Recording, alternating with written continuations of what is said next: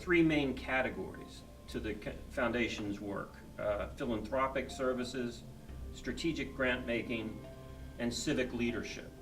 Let's talk about each of these. First, how about the philanthropic services side? Philanthropic services basically is that our staff becomes a staff to the thousands of people who give through or to BCF annually. A lot of the services that are, say, available at the Able Foundation or other places, to them in what they do.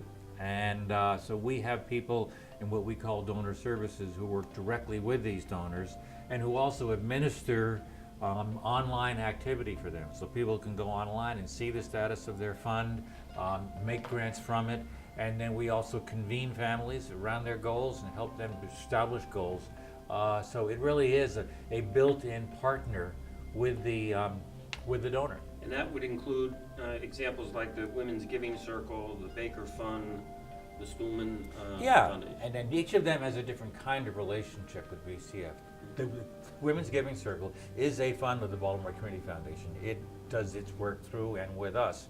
And we established it with Pam Corcoran and Shelley Goldsecker 17 years ago as we gave them $10,000 to get things going, and they then used our magic to build this thing to what is now 450, almost 500 members who give away $500,000 annually to women and their families in Baltimore through an extraordinary, organic, viral process. They were doing viral marketing long before anybody knew what it was.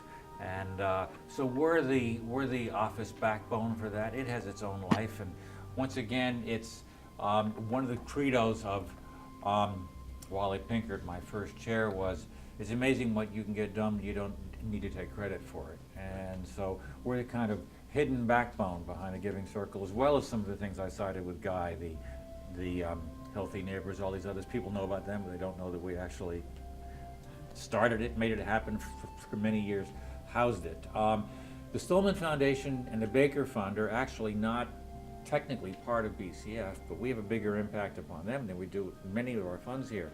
The Baker Fund we have served for 35 years, and in the last 10 have helped them focus down into arts, using the arts as a way to build Baltimore's economy, attracting artists, strengthening cultural opportunities in Baltimore, and celebrating artists in really some fascinating ways.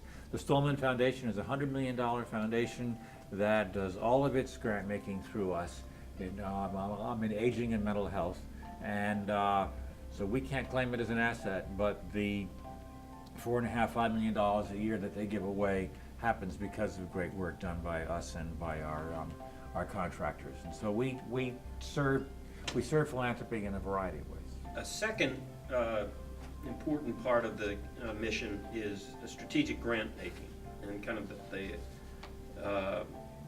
talk about how you leverage BCF's investments for impact. Yeah, well, that's a great question. Leverage really is what it's all about, is that we're able to take discretionary income from our endowment and use it to leverage both programmatic change in Baltimore and many, many, many dollars to make it all happen. I cited Healthy Neighborhoods and the hundreds of millions of dollars that they've been able to generate.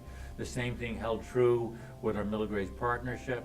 Less than $1 million has generated 20 million with, you name it, the Transportation Alliance, 500,000 is generated. How about Judy Centers? Wasn't that Judy Centers is an extraordinary opportunity for us to leverage $6 million in private sector grant making for $18 million in public sector initiatives, and countless dollars because the public sector is going to pick up this funding going forward. So we like to say that we have a 50 to 200 times return on philanthropic investment in making a difference. And it's also as much about leveraging public change, because we use our voice to be able to make things happen at City Hall, in Annapolis, and even at the federal government.